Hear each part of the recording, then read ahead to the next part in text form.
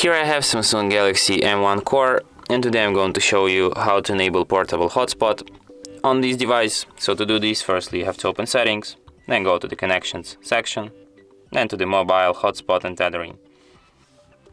Here you have the mobile hotspot. You can switch it here by tapping on the switcher here. So you can change some of its settings. For example, you can display the QR code to connect to your hotspot. You can change its name here. You can select the security protocol, and you can also change its password. And that's actually all options of this feature.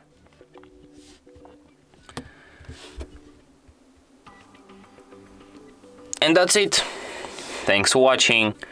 If you find this tutorial useful, don't forget to hit that like button and subscribe to our channel.